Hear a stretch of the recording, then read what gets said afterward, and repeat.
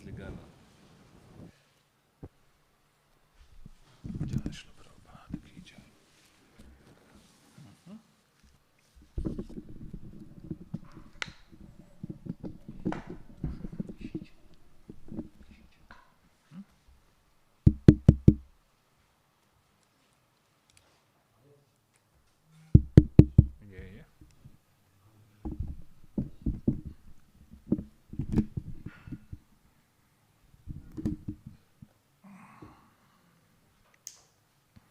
A je kdo odločil, v katerem jeziku bo potekala lekcija?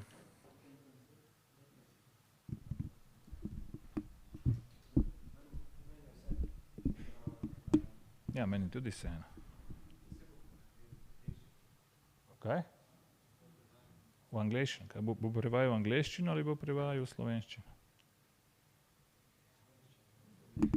Slovenščino bo prevajal. Iz katerega jezika?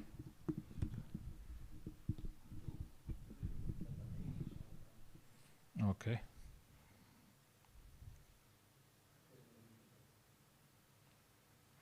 Kaj bo v angleščini ali v slovenščini? V angleščini.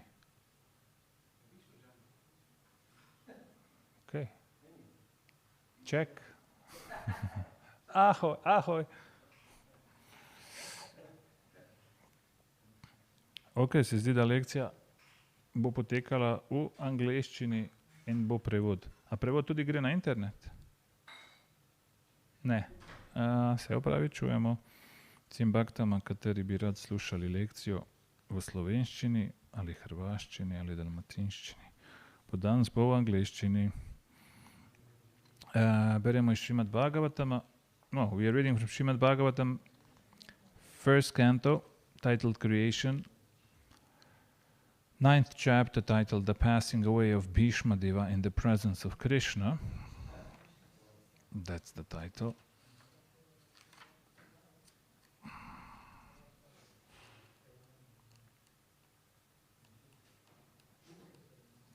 The Passing Away of Bhishma Deva in the Presence of Lord Krishna.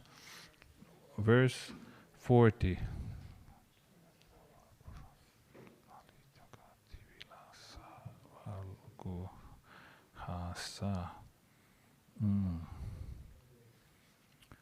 Om Namo Bhagavate Vasudevaya.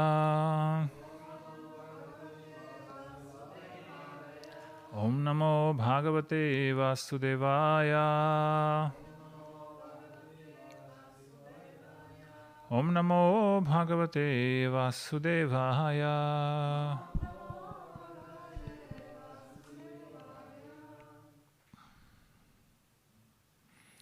Lalita Gati Vilasa Valguhasa.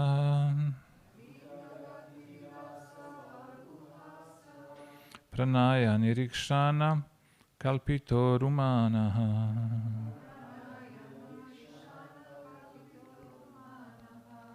Kritamanu Kritavatya Unmadandaha.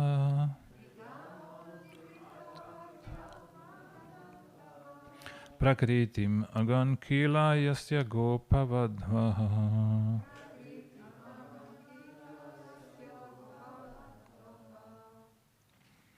Lalita Gati Vilasa Valguhasa. Pranaya Nirikshana Kalpito Rumanaha.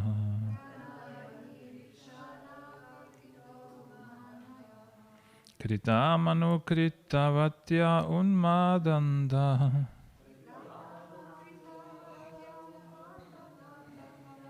Prakritim Agankila Yasya Gopavadvaha.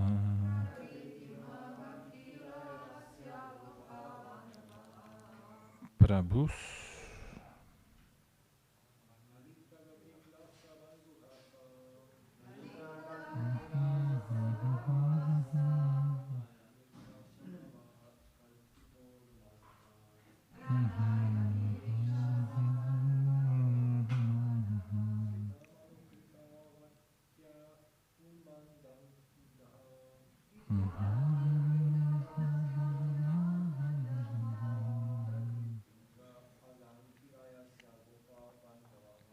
Prakriti Magankila Yasya Gopavadva.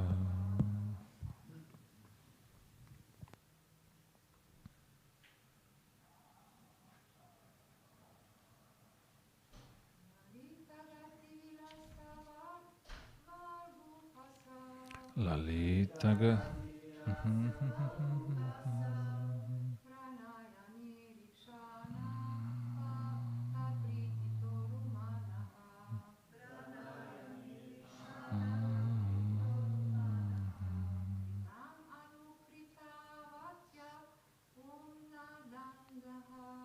Kritam anukrita vatya unmadanda.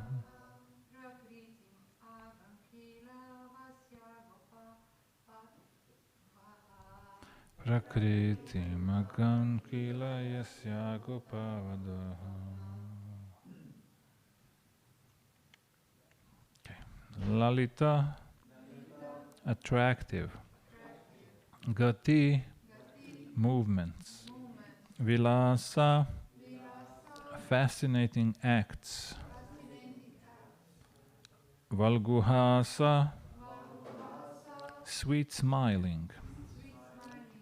Pranaya, loving. Nirikshana, looking upon. Kalpita, mentality. Urumana, highly glorified. Kritamanu kritavatyaha,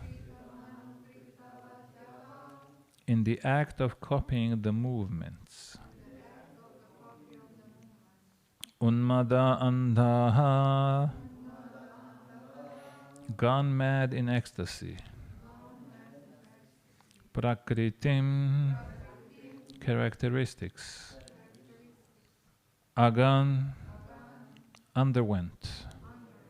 Kila, certainly. Yasya, whose. Gopavadva, the cowherd damsels. Translation. Let my mind be fixed upon Lord Sri Krishna, whose motions and smiles of love attracted the damsels of Vrajadhama, the gopis. The damsels imitated the characteristic movements of the Lord after his disappearance from the rasa dance. Purport by His Divine Grace Srila Prabhupada Ki Jai. By intense ecstasy in loving service, the damsels of Rajabhumi attained qualitative oneness with the Lord by dancing with him on the equal level, embracing him in nuptial love, smiling at him in joke, and looking at him with a loving attitude.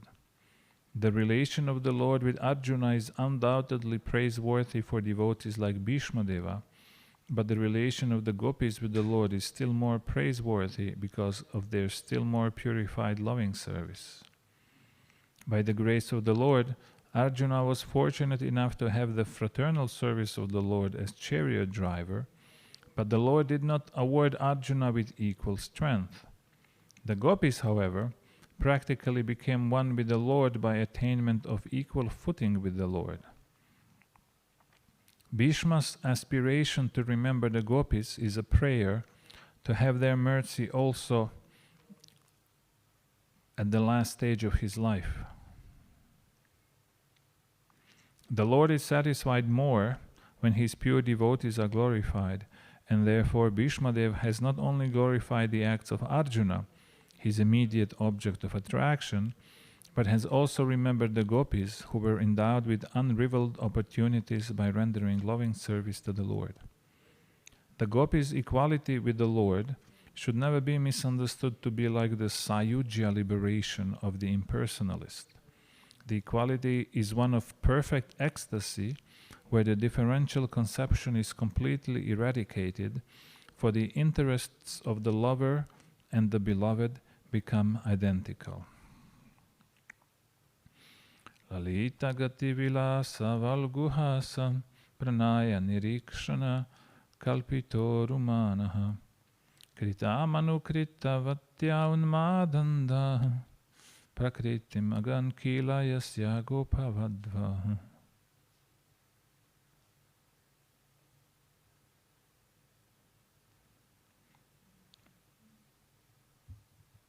Nekaj se sliši kot ventilator. To klima delali? Okay. Namam Vishnupadaya Krishna Prishtaya Bhutale Srimate Bhaktivedanta Swaminiti Namine Namaste Saraswate Deve Gauravani Pracharine Nirvishesha Shunyavadi Paschatya Desha Tarine Jai Shri Krishna Chaitanya Prabhu Nityananda Shri Advaita Gadadhara Srivasadi Gaura Bhakta Vrinda Hare Krishna Krishna Krishna Hare Hare Hare Rama Rama Rama Hare Hare Hare Krishna Krishna Krishna Hare Hare Hare Rama Rama Rama Hare Hare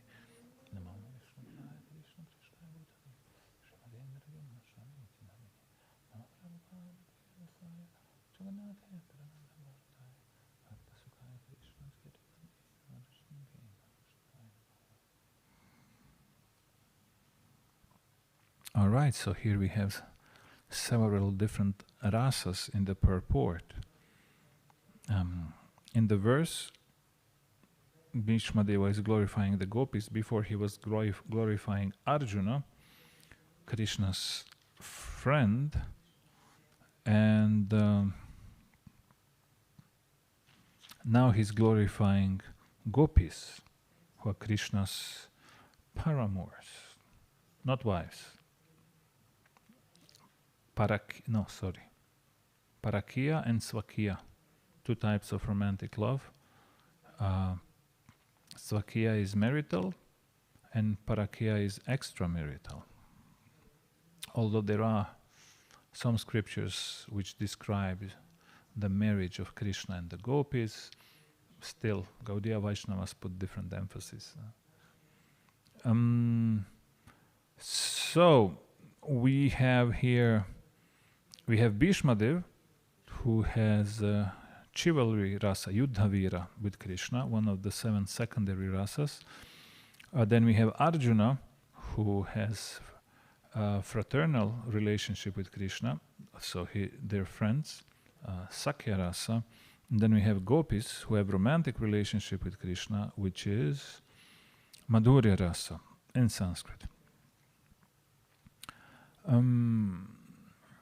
So Srila Prabhupada is immediately, although the verse is quite exalted, quite a rasika verse in the first canto,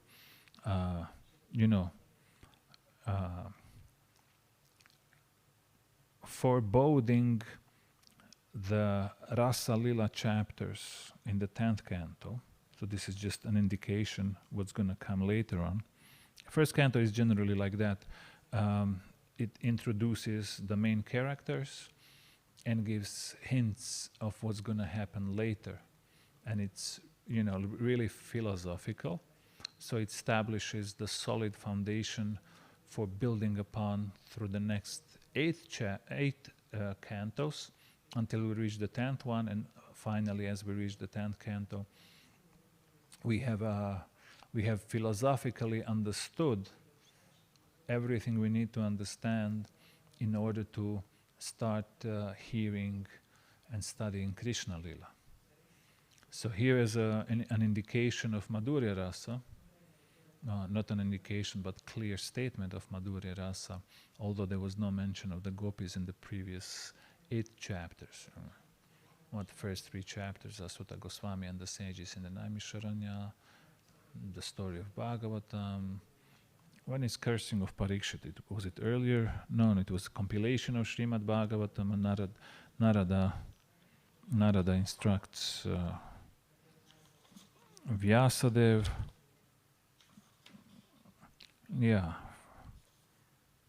Chapter 3, 4, appearance of Narada instructions, Narada and Vyasa, that's 6 chapters. Okay. Then we have Ashwatthama, praised by Queen Kunti, Parikshit, and then we have Bhishmadev. It looks kind of like, it's not connected, it's just, one chapter doesn't have anything to do with the other chapter, but, there is a flow of Srimad Bhagavatam. Actually, one devotee composed a book called The Flow of Srimad Bhagavatam. Srimad Bhagavata Pravaha, the flow of Srimad Bhagavatam. It has the flow, even if we don't notice it at first. So, okay, Srila Prabhupada even takes up his eternal grudge against the impersonalists. So, we have gopis who have romantic relationship with Krishna, we have Arjuna who has friendly relationship with Krishna, and we have Bhishmadev who has a relationship of chivalry with or against Krishna. So Bhishmadev, who has, let's say, lower or inferior relationship with Krishna than Arjuna, is awarded to see Krishna face to face. And Arjuna, who is friend with Krishna, is on chariot and he's looking in Krishna's back. So Bhishmadev, who has lower rasa, lower relationship with Krishna, it seems to be receiving more mercy while he's shooting arrows at Krishna, and Krishna's transcendental body is apparently bleeding. And then this friendly relationship with Krishna, Arjuna hints at in Bhagavad Gita when he says, we ate together, we joked together, we laid on the same bed together, like friends do. And then on the battlefield, Krishna is the charioteer, so means he's in front, on lower. He's the driver. He's in front and lower than the charioteer.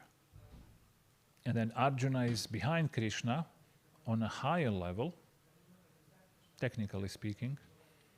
And Arjuna is giving Krishna instructions how to drive the chariots by telling him, but because there's a lot of noise on Kurukshetra, he's yelling at him.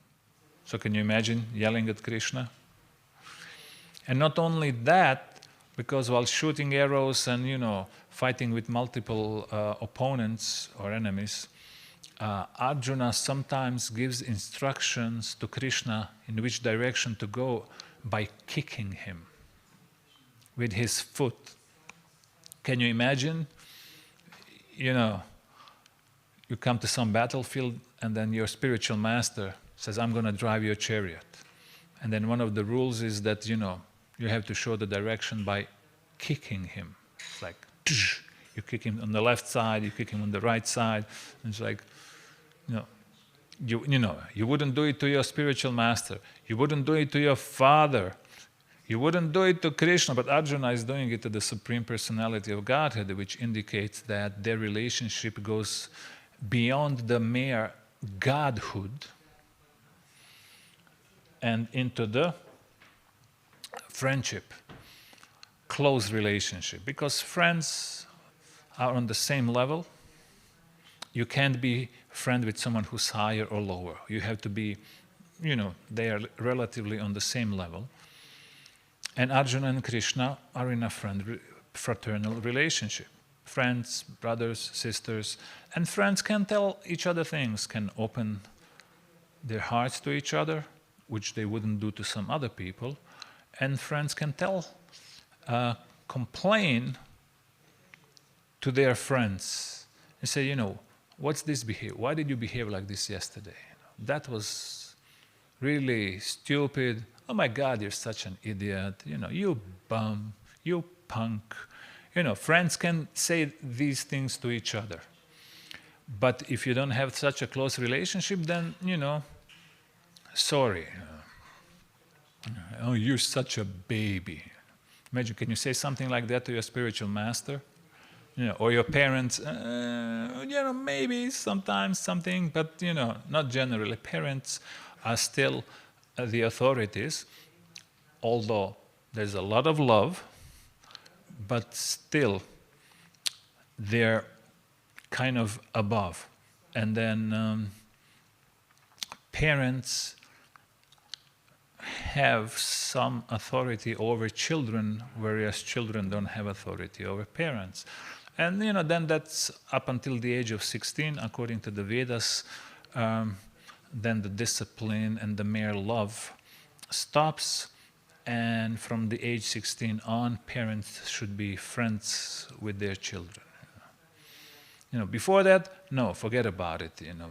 Because Prabhupada said up until the age of 5, love, and then he said, and even that has 2 parts. Up until the age of 3, only love.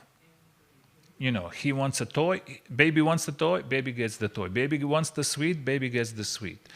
Baby wants to run, baby gets the run. Okay, but from 3 to 5, some discipline should be introduced. And then from 5 on, discipline until the age of 16. And then after 16, friendship. I was reading an article many years ago when I was in Poland. I was reading a magazine article with the leading child psychologist in Poland. So he's the main authority for child psychology in country, for 50 million people. So the journalist asks him, what's the secret of raising children properly? How do you raise your 2 sons? And then he says, up until the age of 5, I treat them like kings. From 5 to 15, I treat them as servants. And from 15 on, I treat them as friends. Even he understood, 1 year difference, that's okay, a little bit. I remember once I met this new devotee family. Husband and wife took up Krishna consciousness, and they had children who were 11 and 13. And children also started a little bit of Krishna consciousness. And then I visited them at home, and father was so unbelievably strict. He was not just strict, he was stern. And there were 2 schedules on the wall, weekly schedule. One for school, and one for home duties. This day of the week, this child is taking the garbage out, this one is sweeping the floor, this one is vacuum cleaning, this one is helping mom in the kitchen, this one is doing the dishes, this one is doing the laundry. And he was so stern with them, and I was like, this is too harsh. However, my motivation was the one of pleasure, not the one of the benefit for the children. And I don't know if he knew about, these Vedic standards, but both of his children grew up to be amazing devotees, so reliable, such a high quality persons, not just as devotees, but in all other aspects of life. Responsible, diligent, cultured. Oh my God. I was like, okay, if that's the recipe, one day I know what to do.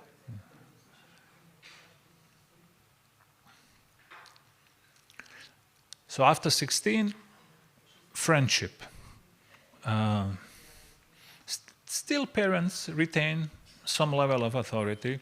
Your child turns 16, still goes to high school, and after school says, I'm going to stay out with the friends, and I'm going to come at 3 o'clock at night. And parents says, no, you're not going to stay out until 3 o'clock at night. You're going to come back home by 11. All right? My mom retained some authority until I was 19. And then I wouldn't accept any of her authority anymore.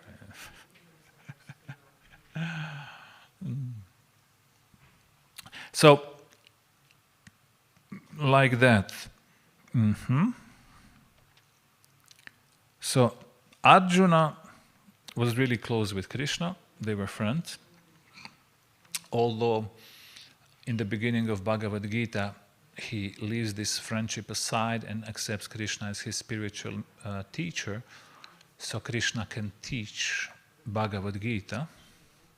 And after that, they continue with their loving relationship. And he saw the universal form and everything, but they're eternally in a fraternal relationship. So although Arjuna can jump out of it for the sake of service, still, because they're eternal in that relationship, that's where he feels at home. That's what's the most natural to him. And that's, although in spiritual world we can change rasas for Krishna's pleasure, generally we don't. Not that, gopi becomes a cow, and then, cow becomes the grass, and grass becomes the cowherd boy. It's like, if Krishna wants, we don't care. We want only Krishna's pleasure. But we generally don't. We can, but we generally don't. So, Shri Gaura Shri Panch Tattva Ki Jai.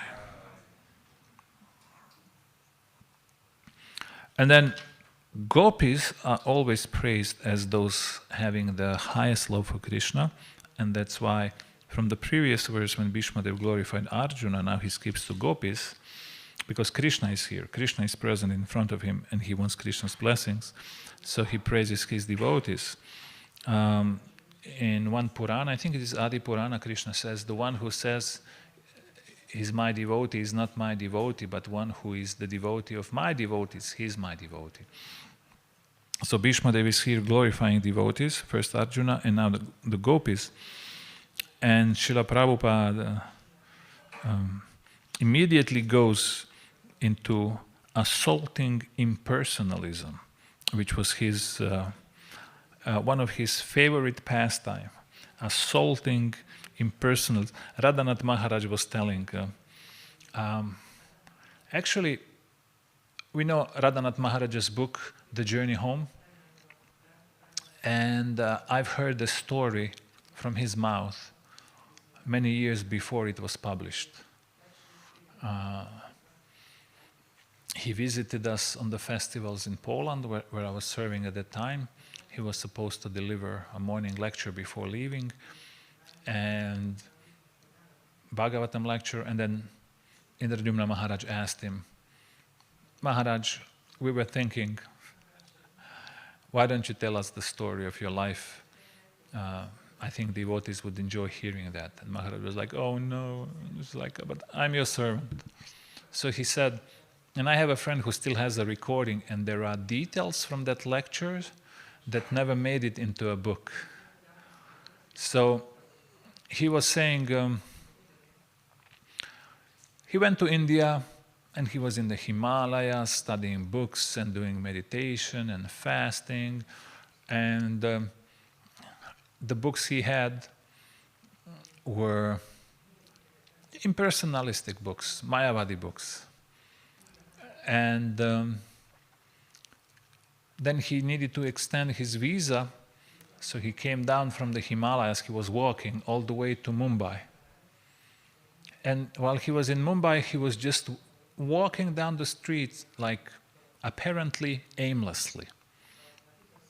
And he was thinking, why am I doing this? Why am I just aimlessly wandering through the streets? I was never doing this. It's not me. Why am I doing this? And he's just, walking and wondering. He's like, why am I doing this? But he's still doing it. And then all of a sudden, he sees a big banner, Hare Krišna Pandal Festival. 13th of October. And it was like, and such address. And he looks around and he stops one man, excuse me, which date is today? And he says, oh, it's 13th of October. Oh, okay, and where is this address? Oh, over there, it's nearby. So he goes and he comes to the Pandal. Anyway, 10 days or 1 week of Pandal, and he was begging in the city so he can buy Krishna book. And by the time Pandal has finished, he purchased Krishna book. Prabhupada was really happy when he heard he was begging money so he could buy Krishna book. And then he went back to the Himalayas. Now he carried 30 kilos of books with him all the time. Radhanath Maharaj, he's always elegant, almost skinny, and he was carrying 30 kilos of books with him from the Himalayas to the Himalayas, and now Krishna book. And as he was walking towards the Himalaya, he started reading Srila Prabhupada's Krishna book, which is basically 10th canto of Srimad Bhagavatam. And he said, this book gave him so much pleasure, more pleasure than any book he ever read, more pleasure than all the books taken together. And he was reading, was like, oh, this book is nectar. Oh my God, this is amazing. This is beautiful. And then all of a sudden, Srila Prabhupada starts blasting impersonalists. Bam, bam, bam, bam, bam, bam, bam. He's like, why is he speaking ill against them? You know, they're such a nice people. They mean so much to me. They did so much to me. And then he would close Krishna book and continue walking. And then sometime later he would open and continue reading when he stopped. So much nectar. This book is so beautiful. And then again, Prabhupada, bam, bam, bam, bam, bam, against the impersonalists. And it's like, and he would close the book, you know. And it went on for some days like this. And then he met someone walking from the Himalayas downhill. And he gave him the Krishna book, and he says, this man couldn't even read English. But still, he says, no, this is too painful for my heart. And then he continued back to Himalayas and carrying his 30 kilos of impersonalistic books. And then he understood, like, oh my God, you know, I have too many books. I have to give some of them away. Okay, I'm going to go read them all again and give some of them up. So he would read the first book, said, no, I cannot give this one up. And then second one, no, I cannot give this one up either. And then, you know, he went through all the books and he couldn't give them up. So one day, while he was taking a bath in the Ganga, someone stole all of his books.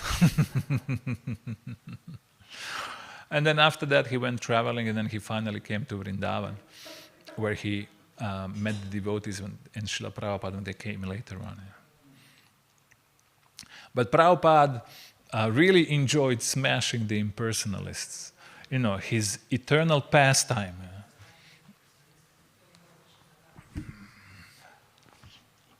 And you know, you have to find the pleasure somewhere. And as we all have some desire for conflict and aggression, because that's in the original rasas, why not find it in Krishna consciousness, where you can blast people who are not as smart, whose philosophy is not as smart? Why wouldn't you? Before Krishna consciousness, even since I was a kid, I was dreaming, when I grow up, I want to be really learned, and I want to have the philosophy of life that no one can refute or defeat. You know, it's like, I want to be the smartest. You know, ego. You know, it's like I was dreaming of having, you know, house or a big apartment, and one room, big room, would be a huge library, and I'll be sitting there in my sofa, reading books, smoking my pipe with chamomile, not tobacco, with chamomile. With my glasses, looking smart. Mustache and the beard. And you know, every time my children would ask me any questions, I would always know the answer. Remember, as I was a kid, I was watching this TV series. There was this rich guy, an oil magnate.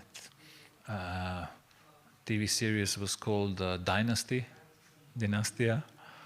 And he had this kind of a palace, huge villa, and, you know, high ceilings, let's say like this, maybe even higher. And then one of the rooms was the library, and he had the stairs. You know, he would push them in front and then, you know, grab the book, and he would sit there and read and study, and was like, oh, I want a library like this. Some years ago, I was taking a japa walk on the seaside in my hometown. You know, it's on the route of a peninsula, and I was walking around the peninsula, and at the very peak of the peninsula, there's an institute, Oceanographic Institute, and I went there, you know, may I use your bathroom? Sure, down the hallway, and you know, hallway is a library, 2-story library, you know, high ceilings, and then 2 meters high, there's another kind of a balcony. It's like, you know, not wide, like this, for one person to fit. And on the ends, there are stairs, so you can climb up there and open, and, you know. so many historic oceanographic books. So it's like library, yeah. So I wanted to have the philosophy that no one can refute. I never thought it would be the philosophy of Krishna consciousness, but then, here we are. So this is the philosophy of Krishna consciousness, and we all dislike some mistaken theologies more than the others. Srila Prabhupada's favorite one was the impersonalism.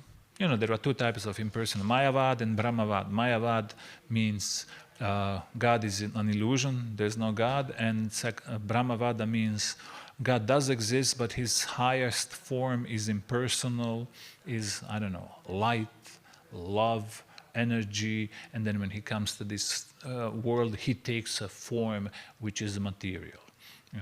So these two types of impersonalism. Srila Prabhupada's most hated theology was the impersonalism, and we all have some of our private most hated theologies in this world. Someone, it's like someone takes a pick on this one, someone takes a pick on that one. I would meet devotee. One devotee would always take a pick on Christianity, another one would take a pick on Islam, one would take a pick on general Hinduism, one would take a pick on, atheism, one would take a pick on feminism. Someone would take different picks on different mistaken philosophies and use arguments to destroy them. I have a devotee friend, and he has another friend. So they were reading a book, famous book by Richard Dawkins. The book is called The God Delusion. This book made so many atheists in the world. And I had the book, and for some years, I was afraid to open it, fearing it might, how would I say, damage my faith in Krishna, because I've heard, so many things about this book and how well written it is. So one day I finally said, what the hell? I opened the book, started reading it, and the book was totally and completely useless. It's like kindergarten theology. Even Christians online were laughing. Learned Christians, so much so that one Christian theologian stated that the students of the first semester of Christian theology laugh at Mr. Dawkins' arguments in that book. And then there were people who wrote the book called The Dawkins Delusion, refuting his arguments from the Christian perspective. And then these two devotees I know one of them, they opened up a blog, and they presented all of Dawkins' arguments from the books, and then they destroyed each argument from the position of the devotees of Lord Chaitanya. And then they added some stuff, then they changed it, and then they published it as a book, book as evidence for the existence of God, Krishna. Maybe there's a book, maybe we have a book in a shop. It's called Krishna, and then something evidence for the existence of God. Avaduta Roy Prabhu and Gauranga Premananda Prabhu. So that's their favorite philosophy to destroy. And they really love it. After that, they found another one. They destroyed it completely and published it in a book. After that, they found another one. But this one is from inside Krishna consciousness. Like, we didn't fall from the spiritual world. We came from Brahman. So then they wrote a book destroying that philosophy, presenting all the arguments on 1,850 pages.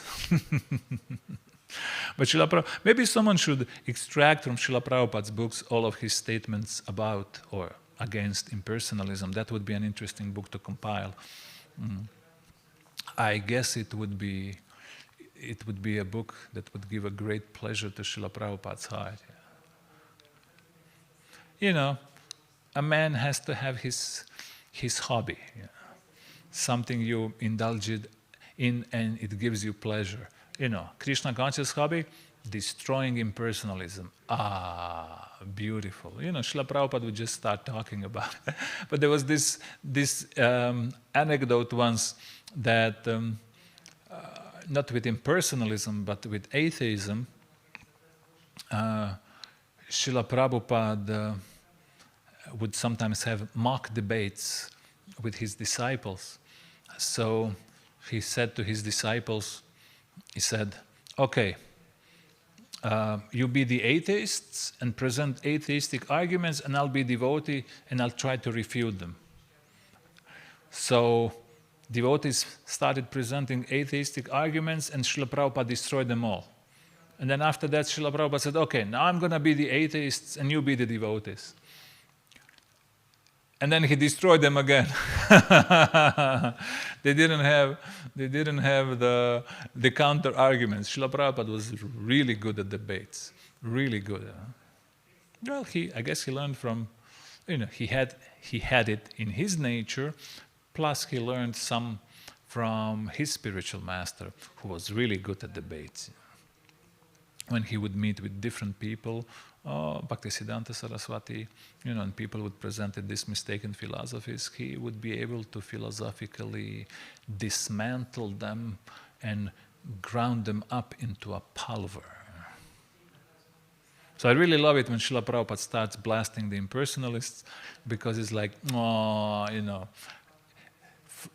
you can feel Srila Prabhupada's joy doing this. Not frustration, what I can feel Srila Prabhupada's joy. Impersonalism. Although there's no trace of impersonalism in the verse, still he finds the reason to blast them, and, as he would say, kick them in the head, philosophically speaking.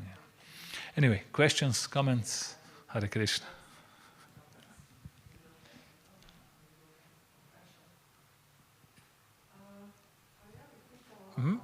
Mikrofon? Ja ću pitat na hrvatskom. Može. Čuli smo ja sam zabilježila 3 odnosa prema Krišni o kojima si ti govorio. Bišmadevov odnos prema Krišni je viteški, a Džunin odnos je bratski. Prijateljski, da. Prijateljski. A gopije su imali odnos, i ova 2 odnosa Bišmadeva i Arđune možemo prilično dobro razumjeti i s obzirom na ono što poznajemo iz materijalne ravni, kako se mi odnosimo jedni prema drugima. Iz naših života, da. Iz naših života. A treći odnos o kojem si pričao prema Krišni je odnos gopija. One imaju ljubavni odnos prema Krišni. Kakva je to vrsta ljubavi i da li se uopće može uspoređivati sa onim što mi ovdje na materijalnoj ravni znamo o tome?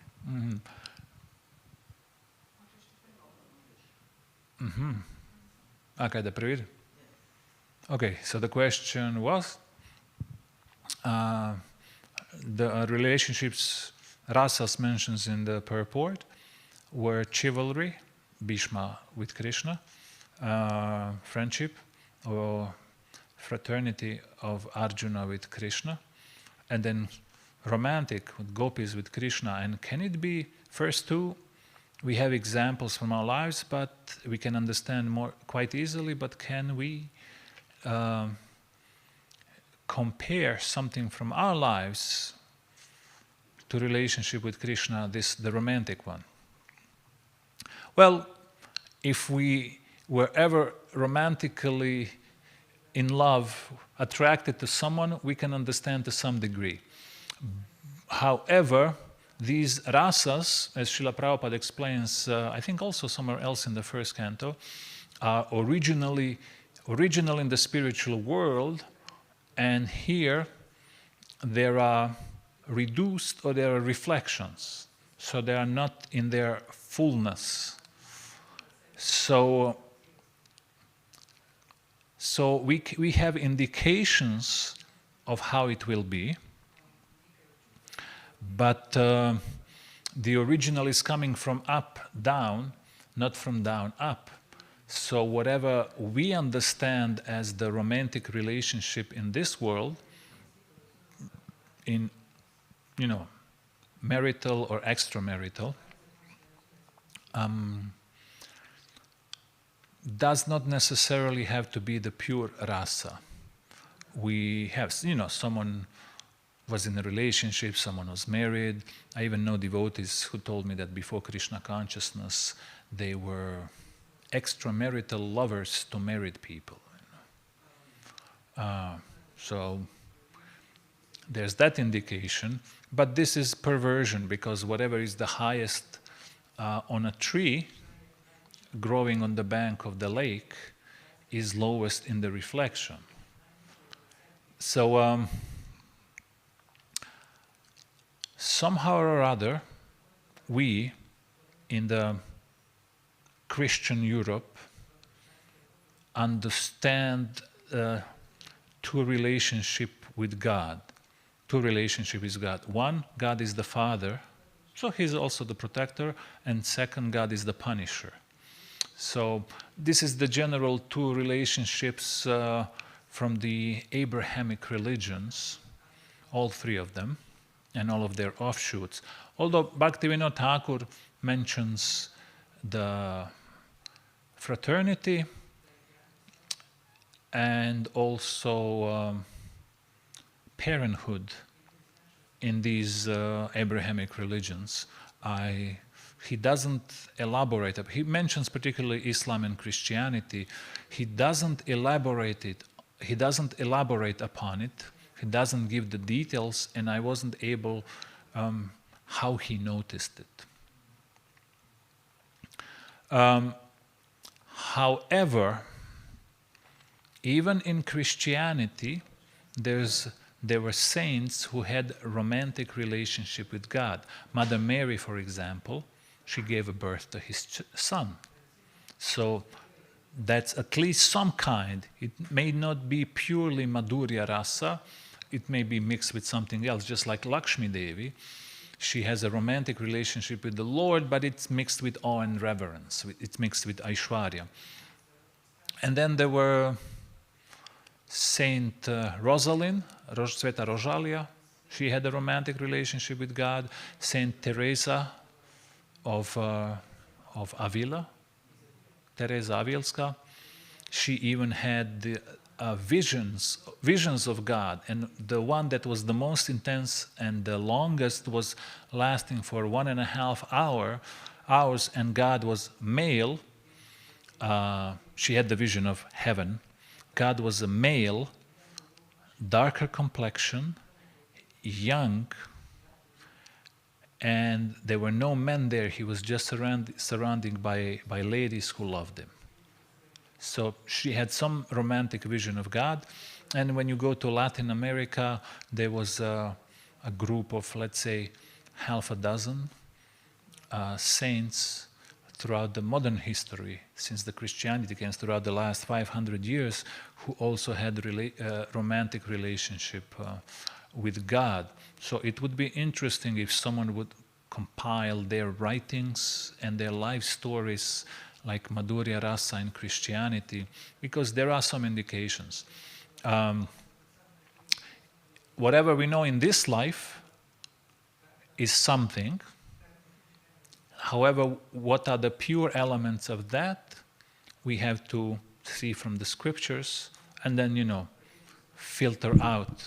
Because gopis and Krishna, there's union and then there's separation. And as we know, your husband passed away half a year ago, so there's, you were together for how many years? 40? 50? Koliko ste godina?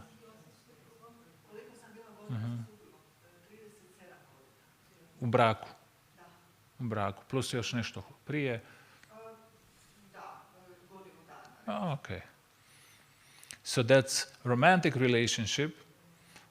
And then, he passed away half a year ago, so then there's a separation. So these feelings, Krishna can use these feelings to guide us towards him. we don't necessarily have to accept our feelings from this world as something transcendental, but we can engage them in Krishna's loving devotional service to whichever degree we are able to.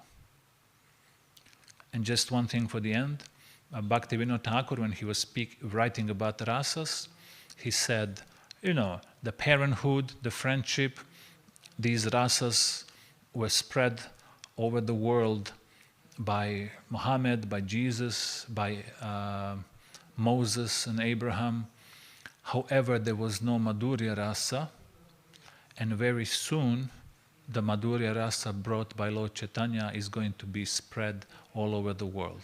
And then Srila Prabhupada fulfilled that prophecy. Because, you can go to any church or mosque or synagogue and ask them to speak about romantic love for God, and most of them, There's something in Christianity, in Islam, there was some traces of romanticism towards God among the Sufis or dervishes, but those are kind of marginalized groups.